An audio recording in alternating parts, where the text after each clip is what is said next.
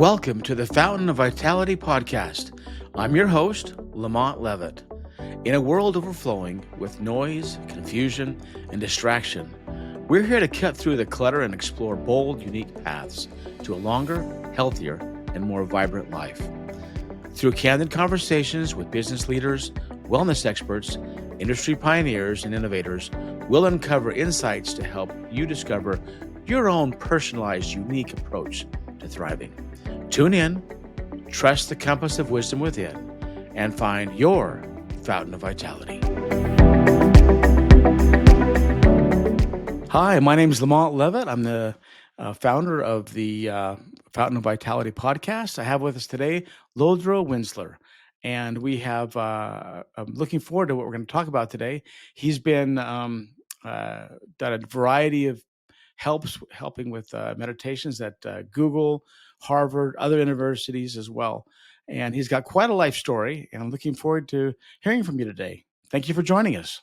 Thanks for having me on, really. It's such a pleasure to be here with you. And even in our conversation before recording, it's such a delight to find so many synchronicities in how we're sort of approaching our work. Great. Well, tell me about kind of how you started out from a young age with meditation and how it helped you and how it's evolved into all the different groups you've helped over the years. Sure. So I actually was born into a Buddhist family. So I was born and raised Buddhist. I started meditating when I was 6, just because it was sort of in the environment. And, I think sometimes parents will come to me and say, how do I get my kid meditating? I'm like, well, do you meditate? They're like, no. I was like, well, maybe start there because, as a father myself, it's like I noticed that these kids tend to really emulate and want to do what we do. So, I think that was sort of just in the air. So I started meditating because my parents were. And then I started doing meditation retreats when I was 11, and then they got longer and longer until it sort of became my own path when I always make it sound very dramatic. I ran off to the monastery when I was 17, which basically meant I spent like a summer program there. But, I shaved my head and took the robes and the whole 9 yards. And I realized during that time, this isn't something my parents ever did. It was now my path that I was walking. So I continued in that direction and went deeply obsessive and geeky and spent all of my time once I got to university doing Buddhism, so much so that I was encouraged to go out and do a teacher training myself. So I went and became a meditation teacher when I was 18 and was horrible at it for years. And, just like leading people in college dorm rooms and common spaces and things like that. And gradually, because I was young and obsessive, I went to work for a Buddhist nonprofit and continued in this direction until about a dozen years ago when my first book came out, The Buddha Walks into a Bar, at which point I sort of started doing this more full-time, writing and speaking on meditation. And I've been very fortunate to be able to continue to sort of cobble together, essentially, some form of livelihood since then. Awesome. So what got you writing books from what kind of led you down that path? When we were talking before we got recording, you were sort of talking about how you were inspired to start this podcast, LaMont. I was like, this is very familiar to me because it's essentially what you're doing is you're trying to have the type of conversations you may not be having elsewhere. And I felt the same way with this book. I said, there's lots of stuff in Buddhism out there, but it was often being written by people much older than me and very wise people. Don't get me wrong. But, instead of saying, I'm going to apply Buddhism to my midlife crisis or my, empty nest syndrome or anything like that, I didn't have any of that. I was 20 something. So I said, what about my quarter life crisis? What about the fact I don't know what to do with my life? What if no one ever wants to marry me? These sorts of things, dating, going out with friends. Where is Buddhism? What does it have to say about any of that? And I couldn't find that conversation happening. So I was like, I will start it. And it started with me just doing blogs. And then at some point, someone said, you should do a book. And it spiraled into this book that has done relatively well. So, it does feel like sometimes I'm always trying to look for lessons in these things in my life, I suppose. But if there is one, it would be if you feel like there's a conversation out there that's not happening, why wouldn't you start it? Right. And it could be a book, it could be a podcast, it could be anything else. But I think it's really brilliant to find people like yourself who are just saying, I want to have these types of conversations. I'm going to get them going. Right. And that's great. I found that a lot of times if you just kind of take a minute to step back, listen to where you're at, and go down a path. You don't always have to know what the destination is going to be, but you have to realize the journey has to start, and you've got to be excited about that journey and be okay with taking a chance and stepping out there. 100%. And I think that there is a little bit of bravery that happens whenever we launch a new endeavor. And it certainly came up for me around doing my first book. And I actually was talking to someone who writes comic books for a living. And I said, "You've written 175 comic books. What's it like when one of them hits the stands?" He goes, "Oh, I get so nervous." I go, "You've done this every month, for however many months." And it's like you still have that moment of like, oh my God, what if no one likes it? What if no one buys it? That's sort of, it's so funny that we still do that to ourselves. But it's like a continual act of bravery every time we put out a podcast episode or write a book or any of these things. So I think that there's something really powerful to that path of putting ourselves out there and trying to have meaningful conversations that matter. You mentioned that fear of just stepping out there. There's anxiety there, and that may have led to your most recent book. Tell us about that, and that whole post-COVID era. We're finding people are still kind of maybe more anxious than they were 5 years ago or 7 years ago. Yeah, I What are your certainly would thoughts? say that. So the most recent book I did came out during the pandemic. I want to say 2022, and it was "Take Back Your Mind: Buddhist Advice for Anxious Times." And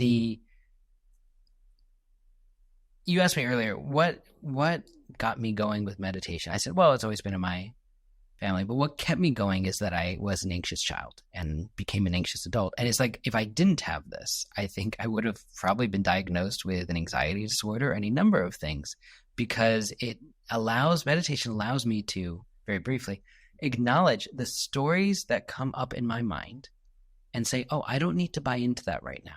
I can come back to what's happening in the present moment. And meditation is the breath. But the more we train in meditation, the more we're able to say, I can do that in the rest of my life.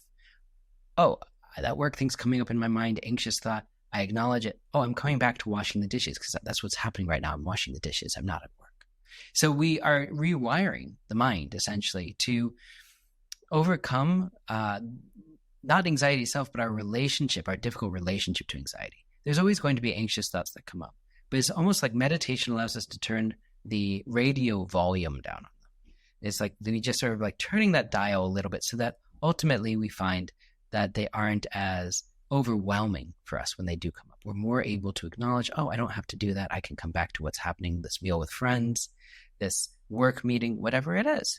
So I think that's the sort of premise behind Take Back Your Mind, that we live in incredibly anxious times. We live in times where, obviously, I wrote and got this out very quickly during the pandemic because people were isolated. They were fearing for their life. They were fearing for their family members, for their jobs. There's so much anxiety as things shifted and changed. And I don't think it's entirely left us.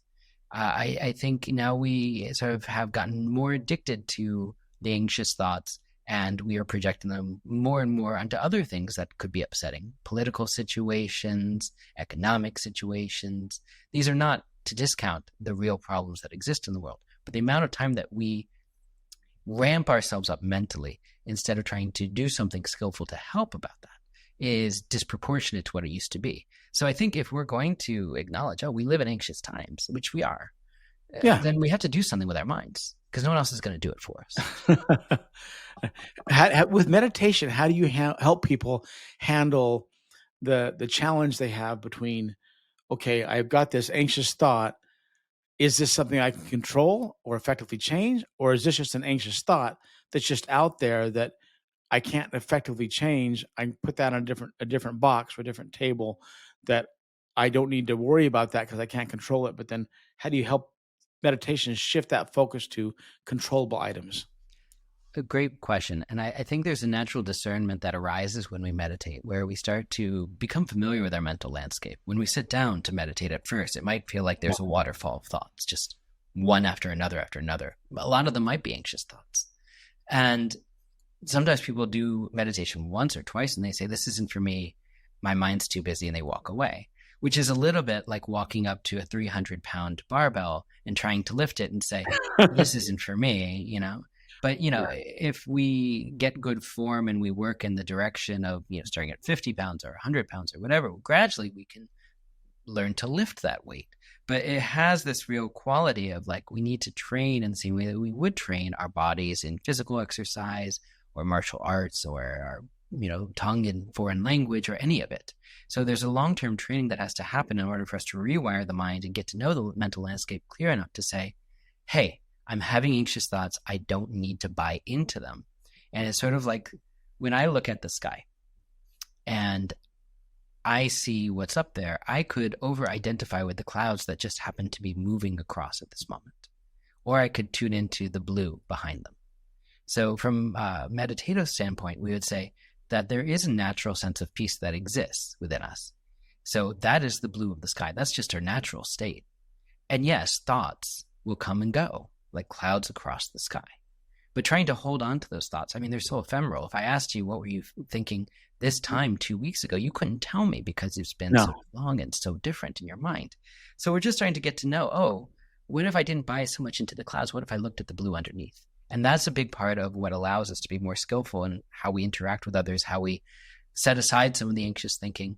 But the main thing that came up when you asked your question is one of the on-the-spot techniques that I often refer people to, which is it's a little thing that you just ask yourself a question. You say, is this helpful? So the first time a thought comes up, and this could be as you're, again, I'll say washing the dishes.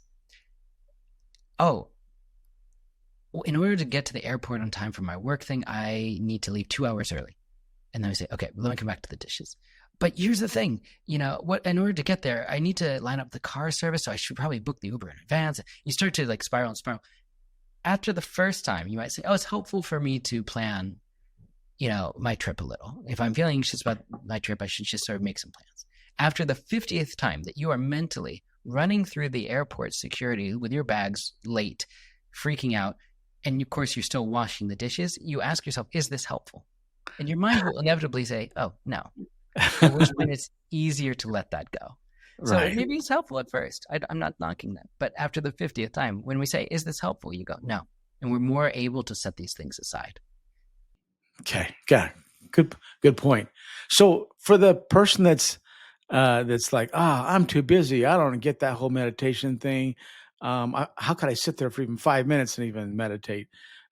How do you help those busier than thou people um, take a step back and stop and smell the roses and and identify with what really they have to worry about? Yeah, it's a wonderful question. And it is one I encounter a lot just because everyone thinks that they are the busiest person. As I mentioned, born and raised in New York, right? Like I prided myself on how busy I was Right. for a number of years. You run into someone on the street, how are you doing? Busy. As if that was like your emotional state, like a sense of pride of like, look, I've got a lot of important things I'm doing and I'm in a big city. Like, it's so Don't talk to me. ridiculous. Yeah, right. It's called like, look how busy I am. It's not something I take pride in anymore. I'm like spacious. I'm good. Like I feel grounded.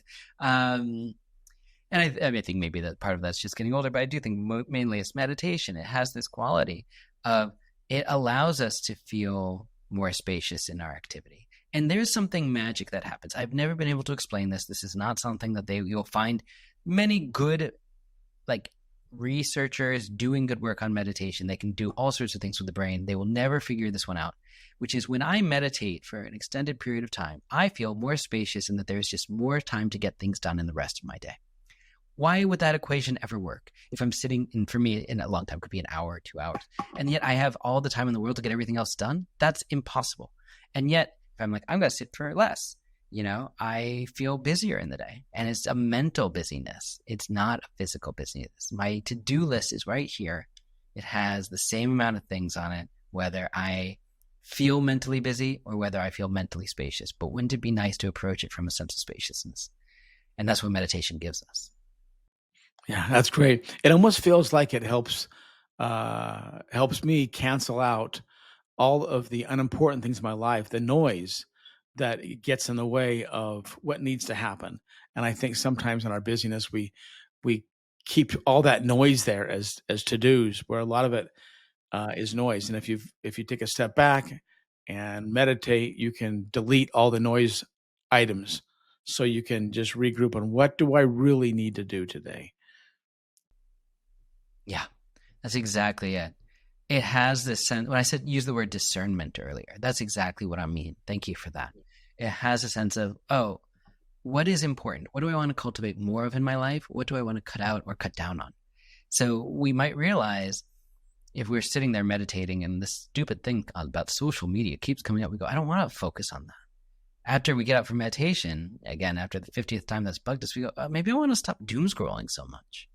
Or alternatively, as we've been meditating, I should really call my friend. And then we come back to the breath. Oh, my friend has a new baby. I should reach out. We come back to the breath. Thoughts come and go, right? They are the clouds across the sky. But at the end of it all, we sort of have a sense of the landscape of the sky. We say, oh, you know what? That is meaningful to me. I want to cultivate my friendship more. I should call them. I should go see them, et cetera, et cetera. So we start to understand ourselves better in that regard. There's a beautiful word for meditation in Tibetan, gom, G-O-M. And it can be translated as meditation, but the more direct and literal translation would be become familiar with or familiarization. The idea that meditation is us becoming more familiar with all of who we are. And that's the whole story for it. That's great. How do you deal with, in your mind, a lot of that doom scrolling you just brought up, where there's some people that just get so wrapped up down certain channels or thoughts or ideas where they're getting lambasted just from a variety of different areas, all this information, truths, falsehoods, partial truths, trying to make sense out of what right is. And I think that leads to anxiety. For people that are anxious, how would you advise them that are caught up in those social circles? Yeah. Here's one thing I want to say right off the bat about anxiety. Everyone who is anxious thinks that there's something wrong with them. That, it's me that has the problem that I am anxious. No, it's not you. It's everyone. Everyone has anxiety. So it's all of us. We live in anxious. When I say we live in anxious times, let me give an example. It used to be, you remember this, I remember this, younger people may not, that you would come, you would like get the newspaper in the morning, you would bring it inside and you would read it and you would put it down and you'd go and do your day. And that's what you might do for the news. Or you might sit down at 6 and watch the local news or whatever. But it wasn't what we have now, which is let me keep refreshing the same quote unquote developing story over and over and over again with tidbits coming in every 15 minutes that are not necessarily substantial. And we're getting, as you said, partial stories, partial truths as we go. And they sort of backtrack. Actually, we got that wrong. We have to retract that. We're refiguring this out. There's some sense of like, of course we're anxious if that's how we receive news now. But we receive everything that way. Yeah. The story of your friend who is going through an illness, it's not you sit down with them. It's you see something on Facebook and then all of these people are already commenting on it. It could be any number of versions of that. That it's like this is the way that we are currently processing information is not actually how we were ever set up evolutionarily to process it. So everything from not a meditation point of view, from a scientific point of view, it's always said that, this brain cannot distinguish between that Facebook message or that CNN article and a saber-toothed tiger. It just says, oh my God, there's danger. So it has that fear response. We go into fight, flight, or freeze mode. And it's not your fault that happens. You are evolutionarily wired for this, and we haven't adapted for all of the triggers that are coming up. So what can we do? Another thing I talk about in Take Back Your Mind is setting really good boundaries for ourselves. Really, like that for me, and this is just me, no one has to follow it. I read the news in the morning. I have a news aggregate that I trust, and then I set it aside like I used to.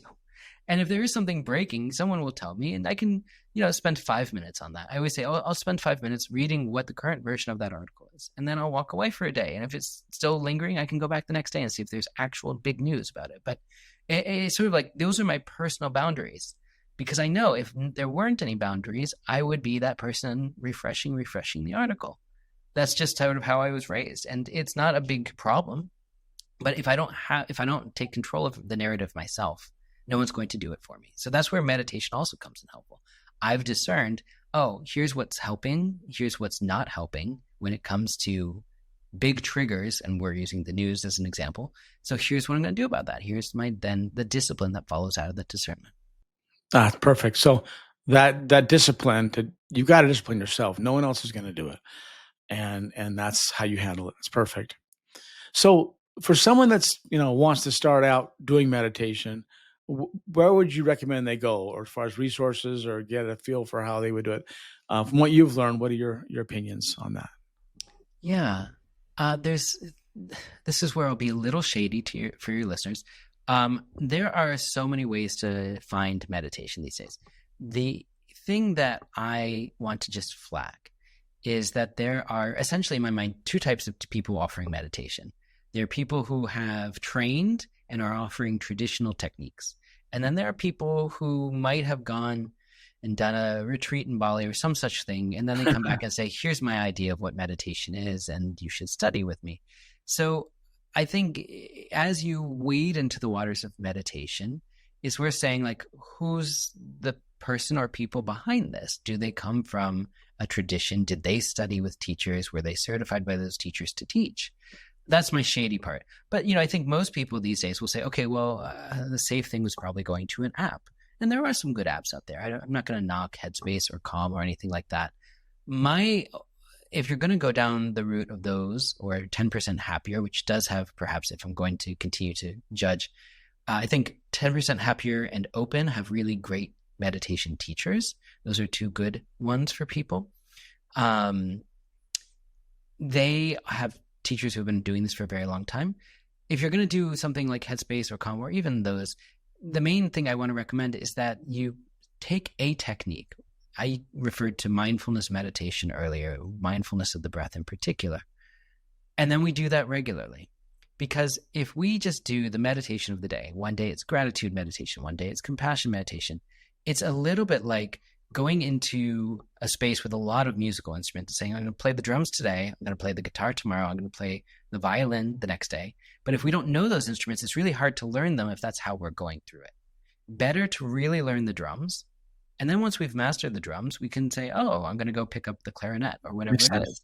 And we start to then see similarities between the instruments. We start to understand, we become more fluid. Oh, maybe the translation between what I learned with the cello and what I learned with the violin is not as hard as I thought. It's an easier transition to make, but we have to learn those instruments well. So I always recommend, if you're going to learn meditation, to pick a technique. I always do recommend mindfulness meditation. And just go deep with that for a while until you feel like you know it. And then you can explore other techniques too. Also, I guess it's always so funny that I'm like, here's the main way that people do fall into this, which is apps. I think it's better, personally, to find a meditation teacher that you feel connection to. Maybe you've picked up a meditation book and you say, oh, I like this teacher. Then go see if they're teaching somewhere, see if they're teaching online, and you can learn that way. That's often what happens with me these days. People will reach out and say, oh, I love your books. And then they say, oh, this person has an online community that I can join. He's teaching regularly for it, so I can study with him and learn meditation that way. So if you feel a teacher's connection to them, it's often good to pursue that. Okay, cool. As far as daily habit for mental health, what's a daily thing in that you think every person should do, at least one step up? Yeah. To get started. I feel like a lot of this might feel repetitive for people at home. I apologize. But I think to start meditating just 5 minutes a day. And what I want to say very briefly about that is it's just finding a consistent environment. It can be a chair that you sit on consistently. It could be a cushion, some pillows on the ground. I'm saying, oh, this is where I go to meditate. Like, there's a specific environment. In the same way, when I say, oh, it's time for me to sleep, I know that there's a bed for me to go. I don't have to set things up, right? It's just there waiting. So to have a consistent environment and say, okay, I'm going to do this at a consistent time of day. For me, it's like the moment that I can hand my daughter off to the daycare or to someone else, I sit down and I meditate. It's just, that's the sort of, the kid's out the door, now I can do it. For other people, it could be right when I get home from work. It could be right before bed. There's no bad time to meditate, but what consistently works for you is good. So to just say, okay, 5 minutes a day, and I'm going to sort of pick that 10 minutes a day if you're feeling good about it. Pick that and go as long as I can in a row. It said that after 11 days, a lot of these positive habits that we're trying to develop start to form in the brain. And after 21 days, it's said to be fully formed. So it's actually not a large commitment if we sort of parse that out. It's depending whether it's an hour, 5 minutes or 10 minutes a day, that's something like an hour to 2 hours of your life, just spread out over that long period of time. And if we can do that, then it really makes a world of difference. So I'd say meditating just on the breath for about 5 to 10 minutes a day is a really great place to start. Awesome. So if you had to go back and tell your younger self, what, based on the path you've gone so far, and that whole journey you've been on, what would you tell them? What would you tell yourself back when you were 6 or 10? It's a great question. I think about this from time to time, and it is interesting because I did start meditating then. So I don't even think it's like about meditation, but I think it's more about a sense of like believing in what meditation points us to, which is that we're inherently good, whole, complete as is. And I think a lot of our anxiety stems from the fact that we do not feel connection to that sense of wholeness, or in my tradition, we would call it basic goodness. And the idea that we are basically good, to actually really, so when we notice those moments where we feel, oh, I'm okay. And that can happen in meditation. And the more it happens in meditation, the more we feel it in our day-to-day life. But to develop confidence in that is the important thing I found. Good. Wow. We've learned a lot today. It's been great talking with you about meditation and the importance of it. So many people I know just get so caught up in their busy life, including myself, where you're just trying to go from item to item with a whole day as a checklist. You need to take a step back and really make sure you're doing the right things on that list. And it's just not a laundry list of things you've come up with that aren't relevant. So thank you so much for your time today. And it's great having you. And thanks again. If you guys have any questions, you can reach him, give us some tips of where they can go to your website or your... Yeah, sure. So I think that's about right. People can visit me at lodrorinzler.com. When you have a name like Lodro Rinzler, you tend to own the domain names, which is great. So you can find me on social media on Instagram, Facebook, X, although I'm very rarely there, and Blue Sky, at Lodro Rinzler. So it's very easy to connect and reach out. As you said, I'm always happy to point people in sort of specific resources that would be helpful for them in getting going with meditation or Buddhism. And as always, as I mentioned, you can join me in the online community that we run through lodrorinzler.com. So there's information there about that. Thanks again so much for your time today. It was great having you on. And everyone, remember, stay focused on your life and don't be afraid to go out on that journey and have some fun. But keep your mind clear along that path. Thanks again. Thank you for tuning in to the Fountain of Vitality podcast. Head to fountainofvitality.com for more episodes, insights, and resources. Remember, your health is yours to own. Take charge, focus on what you can control, and keep exploring what works for you. Always be your best self, lift others, and trust the compass of wisdom. Until next time, stay vibrant and take care.